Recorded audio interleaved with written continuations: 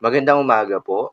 Narito na po magiging lagay ng panahon ngayong umaga ng Linggo, October 26, 2025.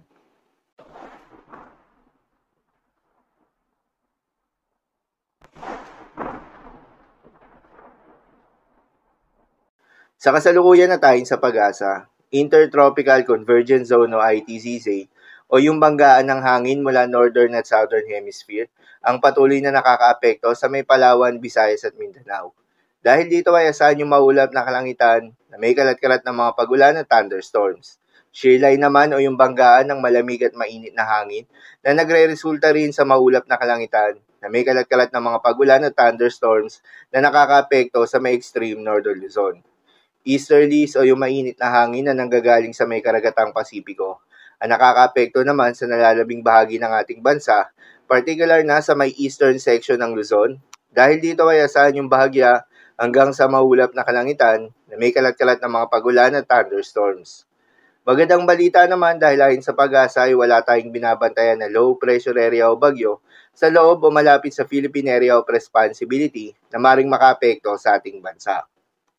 Para naman sa magiging lagay ng panahon ngayong araw ng Linggo, dahil nga sa epekto nitong Intertropical Convergence Zone, asahan sa Mindanao, Visayas at Palawan ang maulap na kalangitan na may kalat-kalat ng mga pagulan at thunderstorms. Posible ang mga pagbaha o pagguho ng lupa due to moderate to at times heavy rains. Habang sa Batanes at Babuyan Islands ay asahan rin yung maulap na kalangitan na may kalat-kalat ng mga pagulan at thunderstorms na dulot naman ng shearline. Posible rin na mga pagbaha o pagguho ng lupa due to moderate to at times heavy rains. Habang sa Aurora at Quezon ay asahan rin yung maulap na kalangitan na may kalat-kalat ng mga pagulan at thunderstorms. Dulot naman yan ng easterlies. Posible rin na mga pagbaha o pagguho ng lupa due to moderate to at times heavy rains. Habang sa Metro Manila at nalalabing bahagi pa ng Luzon ay asahan naman yung bahagyang maulap hanggang sa maulap na kalangitan na may kalat-kalat ng mga pagulan o thunderstorms na dulot ng easterlies. Posible rin na mga pagbaha o pagguho ng lupa during severe thunderstorms.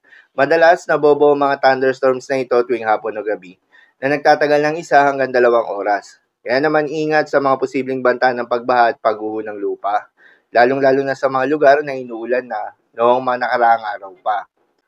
Para naman sa magiging lagay ng mga dagat baybayin ay sa pag-asa ay wala tayong nakataas na gale warning sa anumang seaboards ng ating bansa.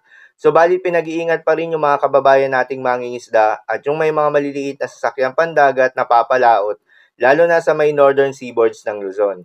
Dahil inaasahan pa rin yung katamtaman hanggang sa maalo na karagatan.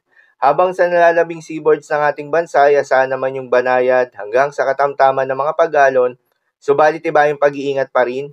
Lalo na kung meron tayong offshore thunderstorms activity, asahan yung paglakas ng hangin at kakibat nito ay pagtaas rin ng mga pag-alon. So, yun lamang po para sa lagay ng panahon ngayong araw ng Linggo. Keep safe everyone.